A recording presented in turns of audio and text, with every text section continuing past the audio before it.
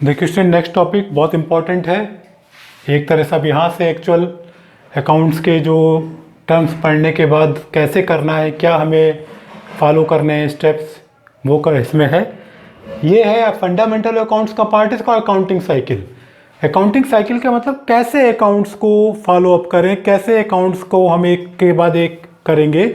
वो है कि जैसे आपके पास है पहले ट्रांजेक्शन्स का मतलब कि हमारे पास एंट्री क्या है, हमारे पास क्या लेन देन हुआ है। ट्रांजेक्शन को लेन देन भी बोलते हैं कि हमने 100 रुपये का सामान खरीदा, ये एक ट्रांजेक्शन हो गया।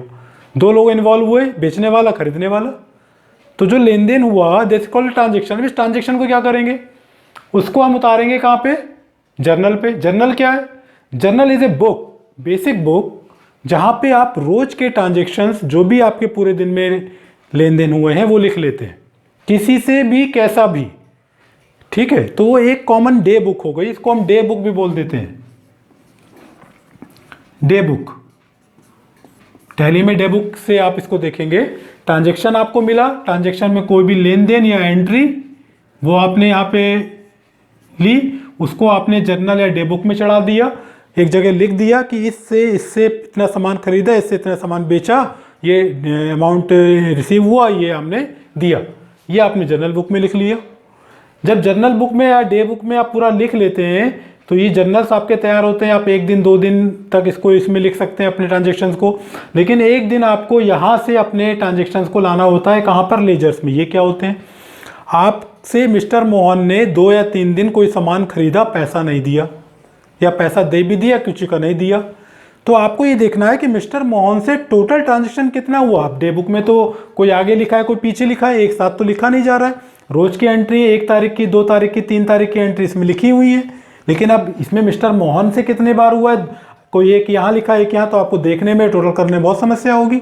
तो आप मिस्टर मोहन का एक पेज अलग से बनाएंगे, वो पेज जहाँ पे मिस्टर मोहन की सारी एंट्री लिखी है वो मोहन का लेजर कहलाएगा।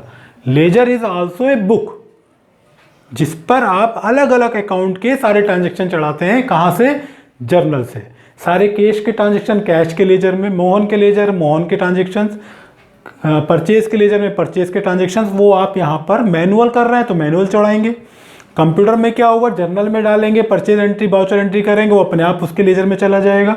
तो जर्नल या डे बुक के बाद वो क्या बनाता है, हर अकाउंट का अपना अपना लेजर बनाता है। आप उस लेजर पे जाके देख सकते हो कि इस पर्टिकुलर पर्सन से टोटल ट्रांजेक्शन्स कितने हुए हैं, ठीक है, सेल कितना हुआ है, परचेज कितना हुआ है, वो आप लेजर पे जाके देखोगे।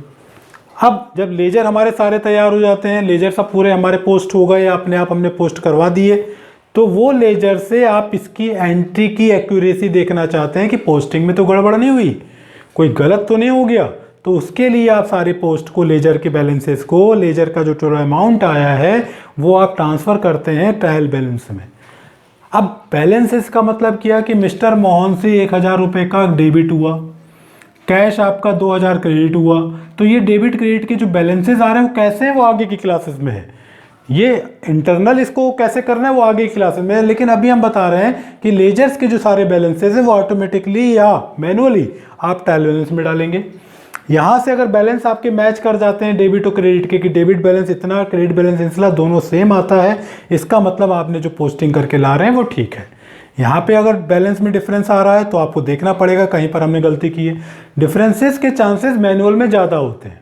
अगर आप टैली का यूज़ नहीं कर रहे हैं, मैनुअल आप जोड़ घटाना करके लिख रहे हैं पोस्ट, तो गलतियाँ हो सकती हैं। लेकिन जब आप टैली में पोस्ट करते हैं तो ऑटोमेटिकली अगर एंट्री गलत सही की है डेबिट क्रेडिट की, डेबिट का क्रेडिट, क्रेडिट का डेबिट डाल दिया तब तो गड़बड़ है। अगर सही किए तो आगे लेजर और ट्रायल बैलेंस में बैलेंसेस अपने आप वो ठीक ही पोस्ट करता है, लेकिन आपको पता होना चाहिए, समझ में आना चाहिए कैसे करता है, तो आगे क्लासेस में वो भी बताएंगे। ट्रायल बैलेंस के बाद फिर ये होता है कि हमारे सारी एंट्रीज हो गई हैं। एक फाइनेंशियल ईयर जो आपका अप्रैल से मार्च तक जाता है, 31 मार्च तक का, उसका क्या प्रॉफिट आया, क्या लॉस आया, क्या हम प्रॉफिट में चल रहे हैं कि लॉस में चल रहे हैं, ये सब देखने के लिए आपके पास एक और फाइनल अकाउंट बनता है, it's called the profit and loss account, trading account भी बोलते हैं। प्रॉफिट एंड लॉस अकाउंट में जो भी आपने इनकम की है, जो भी आपके पास सामान परचेज करके आया है या सेल करके आया है, वो सब एक बैलेंस दिखाया जाता है। खर्चे ज़्यादा हुए हैं तो लॉस में आएगा, इनकम ज़्यादा हुई तो प्रॉफिट आएगा। वो सारा कुछ यहाँ पे आप देख सकते हैं। तो जो भी इनकम प्रॉफिट या जो भी इनकम लॉस हुआ, एक्सपेंसेस हुआ, वो सब आपका बैलेंस शीट में जाता है। बैलेंस शीट क्या है? दो चीज़ें अभी मैंने पिछली क्लासेस में बताई हैं आपको टर्म्स के बारे में, वो आगे भी होगा, अभी भी थोड़ा बता दे रहा हूँ। एसेट और लायबिलिटीज़ बहुत इंपॉर्टेंट पार्ट है। एसेट जो आप कंपनी के लिए बना रहे हैं, फर्म के लिए बना रहे हैं, फर्नीचर हो गया, बिल्डिंग हो गई, ये सब चीज़ें जो हैं आपके एसेट्स हैं, वो आपके इसमें आते हैं। लायबिलिटीज़ जो लोन आपने लिए हुए हैं आपको देने हैं, वो इसमें आते हैं। अगर आपके एसेट ज़्यादा हैं, लायबिलिटी कम है, तो आपकी कंपनी एक अच्छी कंपनी कहलाएगी। इसी का उल्टा है कि एसेट कम है, लायबिलिटीज़ ज़्यादा है, तो वो ख़राब कंपनी कहलाएगी। तो इससे देख के आप कंपनी का फाइनेंशियल स्टेटस देख सकते हैं, समझ सकते हैं। ये भी आगे डीप में आएगा, इसको हम और एक्सप्लोर करेंगे। दो तरह का है कि अगर ये बैलेंस शीट आपने बनाने जा रहे हैं तो वो आपकी क्लोजिंग बैलेंस शीट कहलाती है, क्लोजिंग, और यही नेक्स्ट फाइनेंशियल ईयर के लिए ओपनिंग हो जाती है।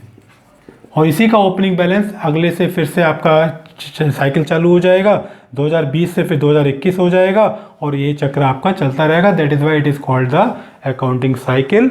और इन साइकिल के टर्म्स के अकॉर्डिंग आप अपने अकाउंट्स को तैयार करेंगे, ट्रांजेक्शन्स लेंगे, उनके जर्नल्स या डे बुक तैयार करेंगे, उससे लेजर बनाएंगे, लेजर से ट्रायल बैलेंस, फिर प्रॉफिट लॉस, और फाइनल में बैलेंस शीट बनेगी। और ये हर फाइनेंशियल ईयर में चलता रहेगा। और ये कैसे बनेंगे अगली क्लासेस में आप इसको पढ़ेंगे।